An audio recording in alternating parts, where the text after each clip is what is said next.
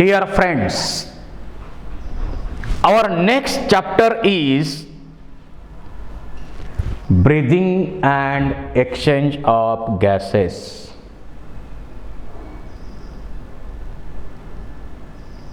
Breathing and exchange of gases.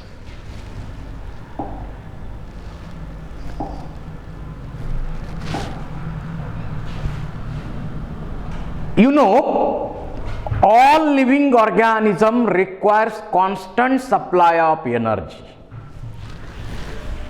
प्रत्येक सजीवाला constant एनर्जीचा supply आवश्यक आहे.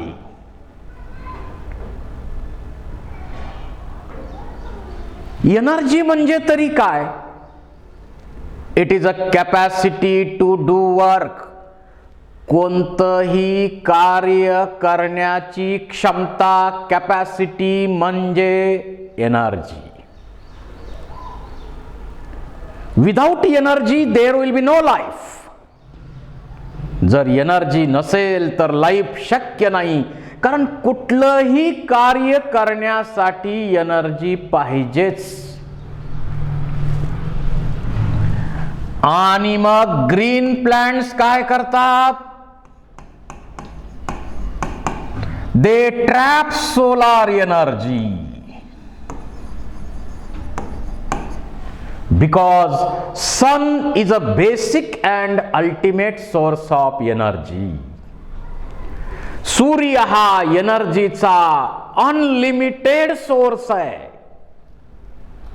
त्याच्याकडून ग्रीन प्लांट ही एनर्जी घेतात आणि ही केमिकल एनर्जी फूड मध्ये स्टोअर केली जाते.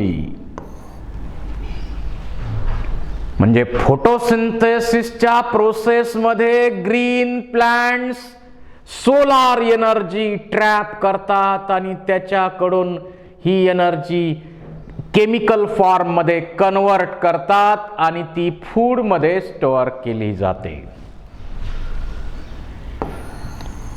जे फूड प्लांटनी बनवलेलं आहे त्याच्यावरती हार्बिवोरस ॲनिमल्स, प्लांटला खाऊन जगणारे जे ॲनिमल्स आहेत त्यांच्याकडे ही एनर्जी ट्रान्सफर केली जाते.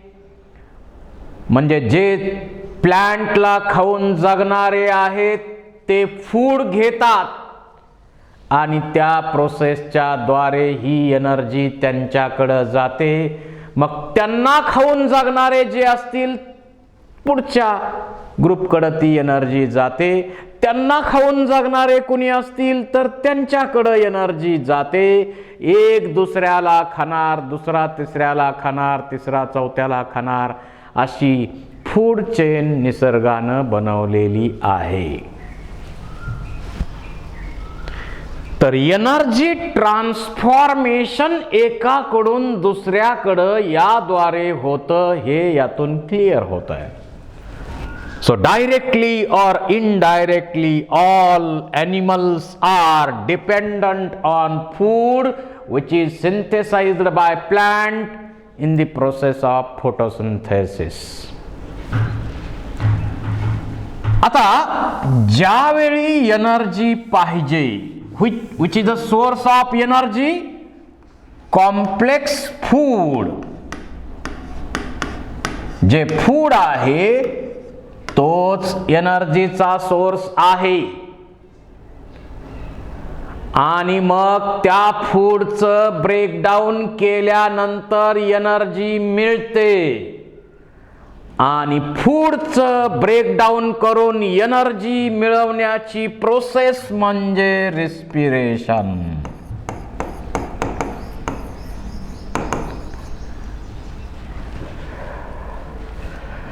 Complex organic compounds are broken down into their simple form during which energy is released. So respiration is energy releasing process. या प्रोसेसला एनर्जी रिलीजिंग प्रोसेस असं आपण म्हणतो, की ज्यामध्ये कॉम्प्लेक्स ऑर्गॅनिक कंपाऊंडचं ब्रेकडाऊन सिंपल कंपाऊंडमध्ये होतं. यामध्ये ॲरोबिक रिस्पिरेशन अँड ॲनॲरोबिक रिस्पिरेशन असे दोन मेन टाईप येतात. ॲरोबिक रिस्पिरेशन मध्ये या कॉम्प्लेक्स फूडचं, for example C6H12O6 is broken down with the help of free molecular oxygen and during which CO2 plus 6CO2 plus 6H2O and 38 ATP energy released. So complex organic compounds are broken down into their simple form during which energy is released. So respiration is energy releasing process.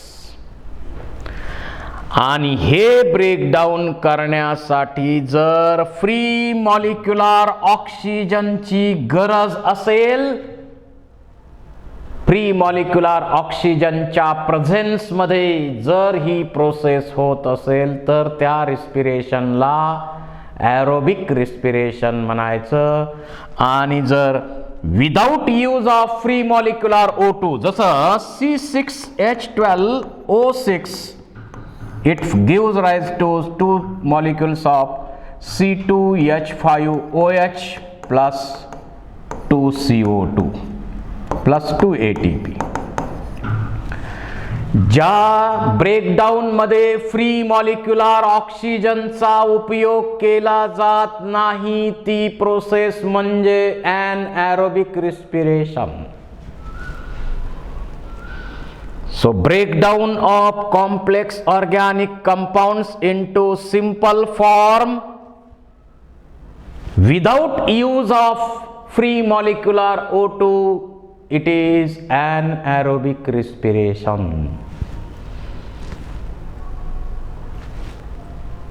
म्हणजे aerobic respiration आणि ॲनॲरोबिक respiration हे दोन main type आहेत रिस्पिरेशनचे.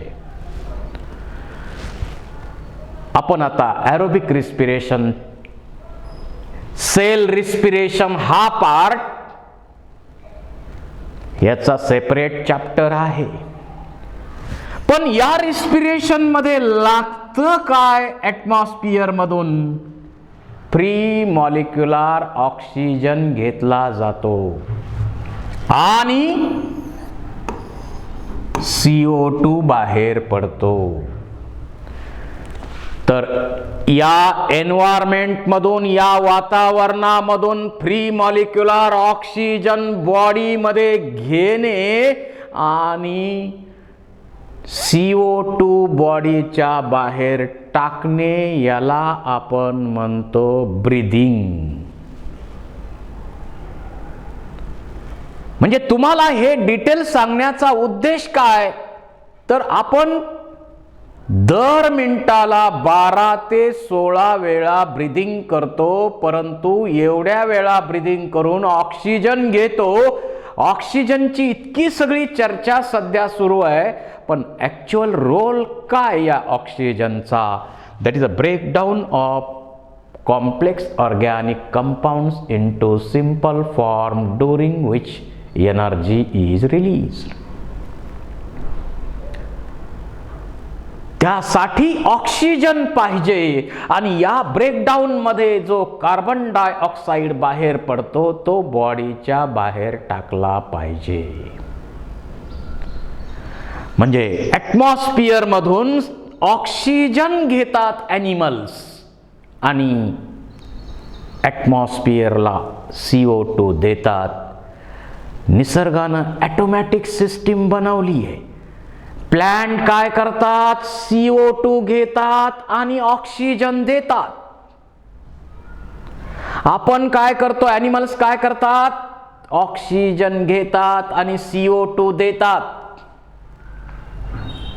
म्हणजे plant आणि animal एकमेकावर dependent आहेत. They are interdependent. मग मला सांगा, आपल्याला फूडचं ब्रेकडाऊन करण्यासाठी या वातावरणातून काय पाहिजे, ऑक्सिजन पाहिजे. तो घेतो आपण आणि या वातावरणाला काय देतो, CO2 देतो. ऑक्सिजन घेणं, CO2 देणं, या प्रोसेसला आपण म्हणतो breathing.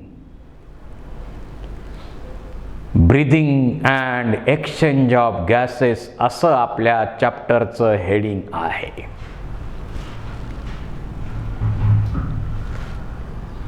Breathing and exchange of gases. तर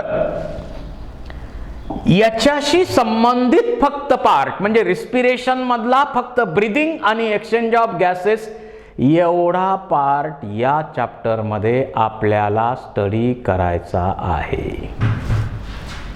बघूया.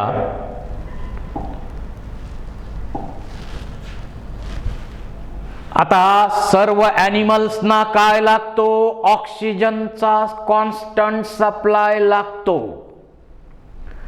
मग ॲनिमल्स या एन्व्हायरमेंट मधून, या वातावरणामधून फ्री मॉलिक्युलर ऑक्सिजन घेतात आणि या एन्व्हायरमेंटला CO2 देतात. याला आपण ब्रीदिंग म्हणतो.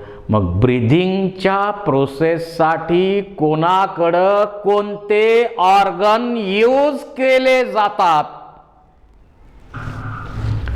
तर ब्रीदिंग बद्दल तर आपल्याला माहित आहे, सर्वांना ऑक्सिजन लागतोच. फक्त आपण काय करतो, हवेमधला ऑक्सिजन घेतो आणि जे ॲक्वॅटिक ॲनिमल्स आहेत ते पाण्यामध्ये डिझॉल्व झालेला ऑक्सिजन घेतात. ऑक्सिजन त्यांनाही लागतो, ऑक्सिजन आपल्यालाही लागतो, परंतु आपलं शरीर हवेतला ऑक्सिजन फक्त घेऊ शकतं, पाण्यातला डिझॉल्व झालेलं घेऊ शकत नाही. आणि मासे, ॲक्वॅटिक ॲनिमल्स, ते पाण्यातला डिझॉल्व झालेलाच ऑक्सिजन घेऊ शकतात, हवेतला नाही. हे लक्षात असू द्या. सुरुवातीचे जे ॲनिमल्स आहेत यामध्ये सायकॉन म्हणजे Porifera,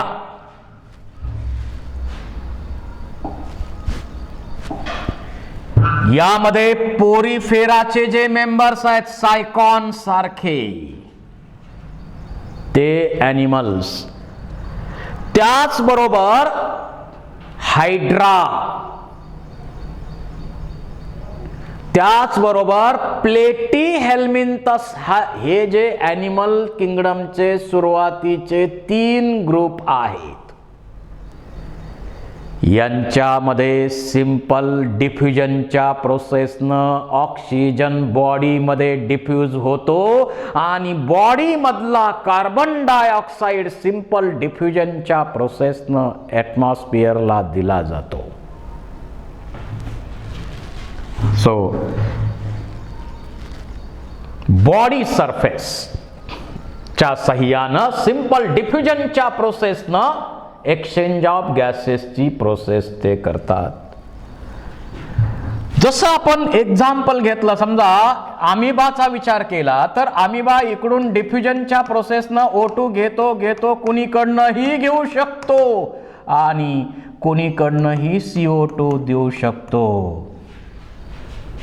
simple body सरफेसनं, डिफ्युजनच्या प्रोसेसनं, exchange of गॅसेसच्या प्रोसेसनं इथं गॅसेस घेतले जातात आणि एन्व्हायरमेंटला दिले जातात. Simple body surface. त्याच्यानंतर अर्थवर्म जर पाहिला आपण, अर्थवर्म असेल, ॲम्फिबियन्स मध्ये सुद्धा स्किन, पाण्यामध्ये असताना ॲम्फिबियन काय करतात, स्किनचा उपयोग रिस्पिरेशन साठी करतात. अर्थवर्म असेल किंवा लीच असेल, अर्थवर्म, लीच हे जे ॲनिमल्स आहेत ते काय करतात, त्यांचं जे बॉडी सरफेस आहे, बॉडी कव्हरिंग आहे, स्किन आहे त्यांची, क्युटिकल आपण त्याला म्हणू, या क्युटिकलचा वापर एक्सचेंज ऑफ गॅसेस साठी करतात. So this type of respiration is called as cutaneous respiration. आता फ्रॉगचा विचार केला तर आपल्याला माहित आहे की फ्रॉग जमिनीवर पण राहतो, पाण्यात पण राहतो. जमिनीवर असल्यानंतर तो काय करतो, लंगच्या साह्यानं ब्रीदिंगची प्रोसेस करतो आणि ॲक्वॅटिक कंडिशन मध्ये, वॉटर मध्ये असताना तो स्किनच्या मदतीनं ब्रीदिंगची प्रोसेस करतो. याच्याशिवाय ब्युकल चंबरचा पण वापर फ्रॉग करत असतो. Because it has double mode of life, hence the name amphibians.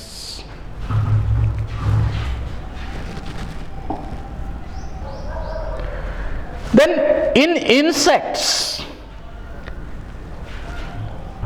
Insect मध्ये रिस्पिरेशनच्या प्रोसेस साठी ट्रॅकियल सिस्टीम म्हणजे छोट्या छोट्या छोट्या छोट्या पाईपलाईन्स आहेत आणि त्या पाईपलाईनला आपण म्हणतो ट्रॅकियल सिस्टीम. आणि त्या ट्रॅकियल सिस्टीमच्या मदतीनं हे इन्सेक्ट काय करतात, ब्रीदिंगची प्रोसेस करतात.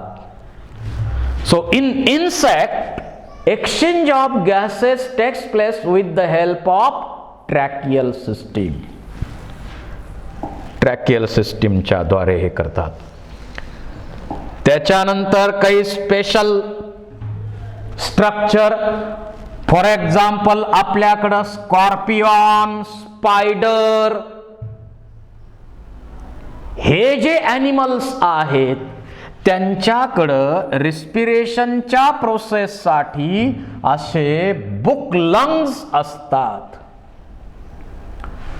So animals like scorpion and spider shows exchange of gases with the help of book lungs. These are the book lungs. Then book gills are present in lemurus like animals. Lemurus सारख्या animal मध्ये book gills हे exchange of गॅसेसच्या प्रोसेससाठी use केले जातात. त्यानंतर Mollusca, गोगलगाय, त्या ग्रुपचे जे ॲनिमल्स आहेत, मोलस्का सॉफ्ट बॉडी असलेला ॲनिमलचा group, second largest group of animal kingdom. त्या मोलस्कामध्ये एक्सचेंज ऑफ गॅसेसच्या प्रोसेससाठी त्यांच्याकडं पल्मोनरी सॅक डेव्हलप केलेले आहेत. So in Mollusca exchange of gases takes place with the help of pulmonary sack.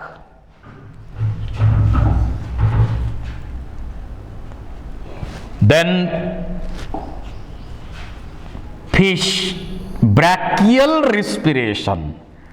मग याच्यामध्ये प्रॉन असेल, टॅडपोल असेल, फिशेस असतील, त्यांच्यामध्ये एक्सचेंज ऑफ गॅसेसच्या प्रोसेससाठी गिल्स हे असे स्पेशल ऑर्गन त्यांच्यामध्ये दिलेले आहेत की ते वॉटर घेणार वॉटर घेणार, त्या वॉटरमधला ऑक्सिजन काढून बॉडीला देणार आणि बॉडीकडचा CO2 गिल्स मार्फत वॉटरला देणार.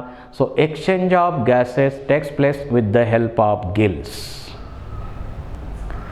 वॉटरमध्ये डिझॉल्व असणारा ऑक्सिजन जो आहे तो घेतला जातो गिल्सच्या साह्यानं आणि CO2 आहे तो वॉटरला दिला जातो. CO2 आहे तो वॉटरला दिला जातो. आणि जे जमिनीवर राहतात त्या सर्वांमध्ये एक्सचेंज ऑफ गॅसेसच्या प्रोसेससाठी special special special super special organ दिलेला आहे, lungs. So lungs are modified for exchange of gases in terrestrial condition. जे हायर ॲनिमल्स आहेत, जसे रेप्टाइल्स आहेत, बर्ड्स आहेत, मॅमल्स आहेत, आपण सुद्धा त्याचेच एक्झाम्पल आहोत. लंगच्या साह्यानं ब्रीदिंग आपण करतो. Exchange of gases takes place with the help of lungs. याच्याशिवाय जे बर्ड्स आहेत त्या बर्ड्समध्ये ऑक्सिजनचा सप्लाय कमी होऊ नये याच्यासाठी एअर सॅक सुद्धा असतात. एक्स्ट्रा ऑक्सिजन तिथं मिळवण्यासाठी एअर सॅक डेव्हलप झालेले असतात. कारण हवेत उंच पक्षी गेलेला आहे आणि तिथं गेल्यानंतर तो दमला आणि सरळ खाली आला असं होत नाही, कारण त्याच्याकडं एक्स्ट्रा ऑक्सिजनसाठी एअर सॅक डेव्हलप झालेले असतात.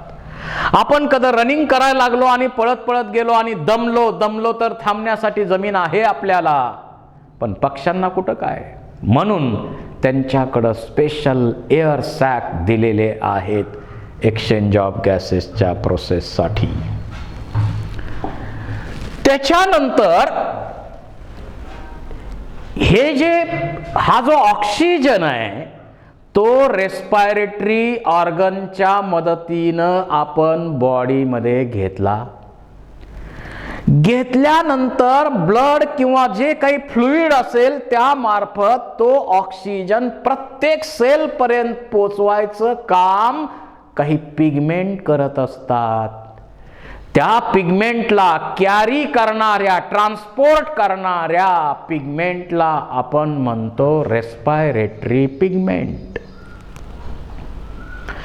जसं मार्केटला आपण एखादी वस्तू घेतलेली आहे, समजा टीव्ही घेतला, तर तो टीव्ही तिथून घरापर्यंत आणण्यासाठी कुणाची तरी गरज आहे, कॅरियर्स पाहिजेत. तशा प्रकारे O2 CO2 ट्रान्सपोर्ट करण्यासाठी गॅसेसचा ट्रान्सपोर्ट बॉडीमध्ये आत फ्लुइडमधून करण्यासाठी प्रत्येकाकडं वेगवेगळ्या प्रकारचे रेस्पायरेटरी पिगमेंट आहेत. आणि याच्यामध्ये सर्वात महत्त्वाचा पिगमेंट जो आपल्यामध्ये आहे तो आहे हिमोग्लोबिन. अर्थवर्म पासून पुढं आपल्यामध्ये, अर्थवर्म मध्ये आहे आणि आपल्यामध्ये आहे, सगळ्या हायर ग्रुपमध्ये, व्हर्टिब्रेटामध्ये रेस्पायरेटरी पिगमेंट जो आहे गॅसेसचा ट्रान्सपोर्ट बॉडी लेवलला आतल्या आत फ्लुइड मार्फत करताना कुणाचा वापर कॅरियर म्हणून केला जातो, तर तो आहे हिमोग्लोबिन. आपल्यामध्ये हिमोग्लोबिन आहे, पण सर्वांमध्ये तोच आहे का? नाही. जसं हिमोइरेथ्रिन ॲनिलिडा बाकीचे जे आहेत त्यांच्यामध्ये हिमोइरेथ्रिन नावाचा पिगमेंट वापरला जातो. हिमोसायनिन हा कॉपर कंटेनिंग पिगमेंट मोलस्कामध्ये वापरला जातो. त्यानंतर इकायनोक्रोम हा पिगमेंट आयर्न कंटेनिंग पिगमेंट इकायनोडर्म्स म्हणजे स्टारफिश सारखे जे ॲनिमल आहेत त्यांच्यामध्ये कॅरियरचं काम तो हा इकायनोक्रोम करतो. आणि vanadium it is present in coelomic fluid of Protochordata.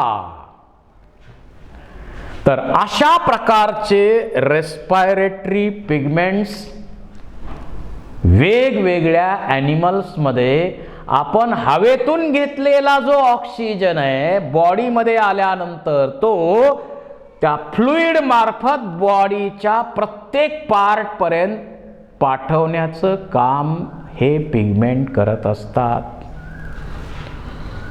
म्हणजे पिगमेंटचा मेजर रोल आहे. This is introduction of breathing and exchange of gases. आत्ता मी त्याचे तुम्हाला 2 व्हिडिओ दाखवतो.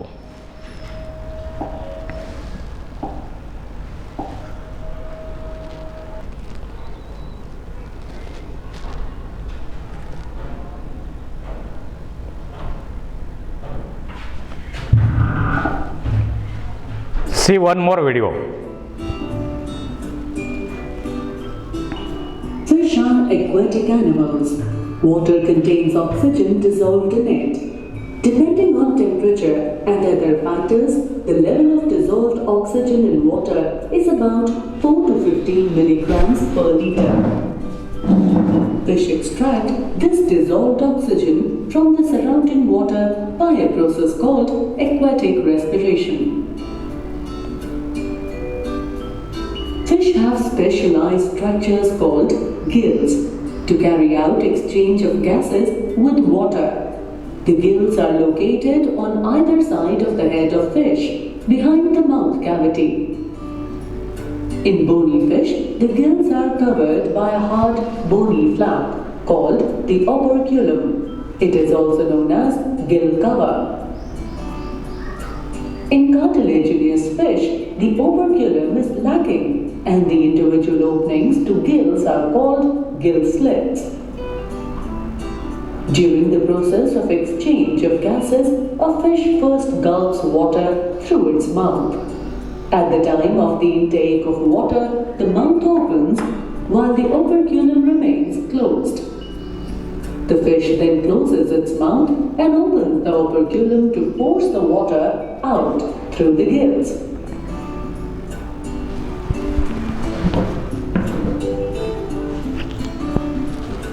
The color of the gills is dark red or brown red because of the presence of a large number of blood capillaries in it. These capillaries come in close contact with the current of water crossing the gills. Blood absorbs the dissolved oxygen from the water by diffusion. The unique structure of the gills ensures that they absorb most of the oxygen dissolved in the water that is passing between them. Simultaneously, carbon dioxide from the blood diffuses out of the gill capillaries into the water. The water containing carbon dioxide is expelled through the open operculum. Besides being the respiratory organs, the gills also play an important role in maintaining the balance of salts in fish. Fishes like bluegill, seahorse, lionfish, Atlantic cod possess the hard cover of operculum. The best example of a fish having no operculum is shark. All the species of shark lack operculum and have only gill slits.